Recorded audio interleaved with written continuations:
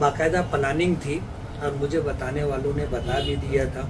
मेरे पीछे जो लोग लगे हैं वो लोग इसी इंतज़ार में थे कि ये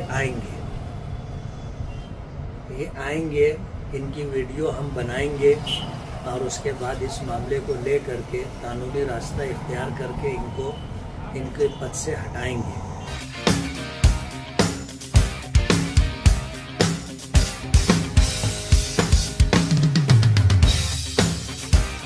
फैंसी गारमेंट आयशा नगर पुलिस स्टेशन के सामने, हजार खोली, मालेगांव। प्रोपराइटर चांद खान।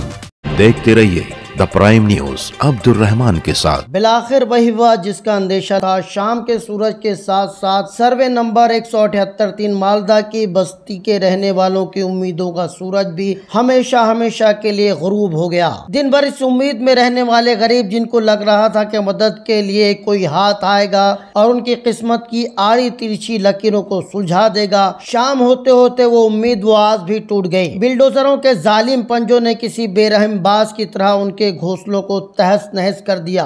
बेबस मजबूर आंखें आंसुओं का सैलाब बहाते हुए सब कुछ बेबसी से देखती रही। कल तक जिस घर को अपनी जाती मिल्कियत समझ रहे थे, जहां उन्होंने मुस्तकबिल के लिए कुछ ख्वाब, कुछ सपने बुने थे, सब कुछ ताश के पत्तों की तरह बिखर गया। साथ ही साथ उनकी आस, उनकी उम्मीद, उनका हौसला, सब कुछ ढह गया। बेबस आंखें कौम की रहबरी का दावा करने वाले रहबरों को तलाशती ही रह गई। हमने भी चीख चीख कर उन सियासी करतबबाजों और मदारियों को उनके वादों की दुहाई और इलेक्शन में तेरा मेरा रिश्ता क्या की याद इस उम्मीद पर दिलाना चाहिए कि इन गरीबों के दुखों का शायद मदावा हो जाए, मगर हाय शहर की बेहिस, नाकारा, निकम्मी और मौका परस्त सियासत। मोटी चमड़ी वाला कोई भी लीडर इन बेबस, बेकस, बेसहारा लोगों की खबरगिरी करने के लिए नहीं पहुंचा। उन्हें बेयार, मददगार, बेआसरा, रोता बिलखता बुलडोजरों के बीच छोड़ दिया गया।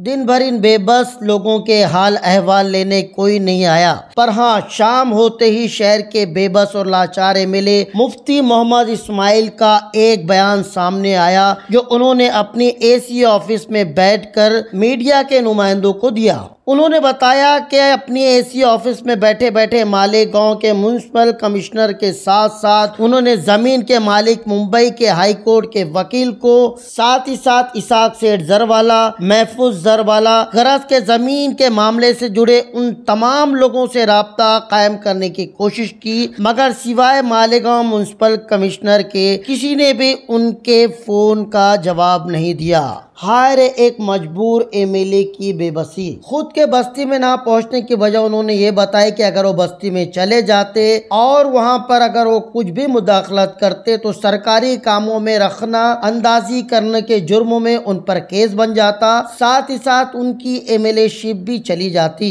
अगर कोई ऐसा सियासी नुमाइंदा जिसके पास फिलहाल कोई पावर नहीं है, जो किसी ओहदे पर नहीं है, अगर वो उस वक्त उनकी मदद को पहुंच जाता तो ये अलग बात थी। उनके मुताबिक उनके कुछ सियासी रकीब, सियासी मुखालिफ तो चाहते थे कि मुफ्ती मोहम्मद इस्माइल उन बेबस लोगों के आंसू पोंछने के लिए वहां जाए और उनके मुखालफिन वहीं पर उनका वीडियो निकालकर वायरल कर दे, ताकि मुफ्ती मोहम्मद इस्माइल की कुर्सी चली जाए और वो एमएलए शिप से हाथ धो बैठे। उनके इस अजीब व गरीब बयान को सुनने के बाद समझ नहीं आता कि अपनी अक्ल को पीटे या किस्मत पर आंसू बहाएं। जिस लीडर को आवाम के दर्द से ज्यादा खुद की कुर्सी खतरे में लगने लगे तो उस लीडर से उम्मीद ही क्या की जा सकती है। इतना शऊर तो हम भी रखते हैं कि हाई कोर्ट के अहकामात में कोई एमएलए, एमपी या सियासी नुमाइंदा मुदाखलत नहीं कर सकता, मगर क्या कड़ी धूप में रोते बिलबिलाते इन लोगों के आंसू पूछना, तसल्ली तशफ़ी की बातें करना या फिर कोई मुतबादिल हल निकाले जाने के वादा करने से भी हमारे शहर के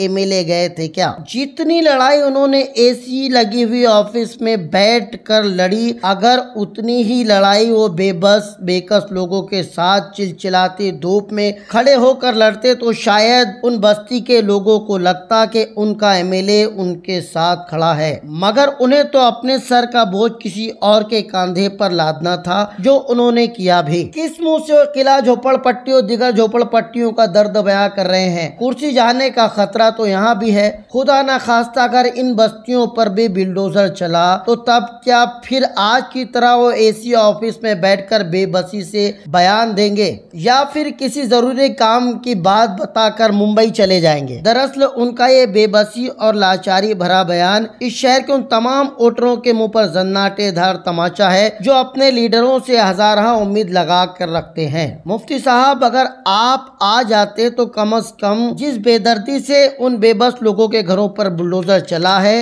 और घरों में इस्तेमाल होने वाले लवाजमात, लोखंडी टीन, पतरा, पाइप, भाल जिस तरीके से तोड़ मरोड़ कर निकाली गई है, कम से कम आपके रुतबे का ख्याल करते हुए कारपोरेशन के अधिकारी संभाल कर निकालते या निकालने देते, ताकि कम से कम ये मलबा किसी और जगह इस्तेमाल में तो आ जाता। मगर लगता है कि जैसे भरपूर ताज्जुब का मुजाहरा करने वाले कारपोरेशन अधिकारियों को अपनी भड़ास निकालने का पूरा मौका मिल गया था। अब ये टनों वजन का लोखंडी पाइप, भाल, पतरा भंगार में औने पौने दाम में बेचे जाएंगे और हजारों रुपए में खरीदे जाने वाला ये असासा मुट्ठी भर पैसों में ही बिक पाएगा। जनाबे वाला, इन गरीबों के सिर्फ घर ही नहीं टूटे हैं बल्कि ये खुद टूट गए हैं। अपनी जिंदगी का कुल असासा लगाने वाले कुछ गरीबों की कमर ऐसी टूटी है कि शायद अब ये जिंदगी में दोबारा खड़ा हो सके। दुख और भारी मन के साथ द प्राइम न्यूज के लिए अब्दुर्रहमान की रिपोर्ट। बात यह है कि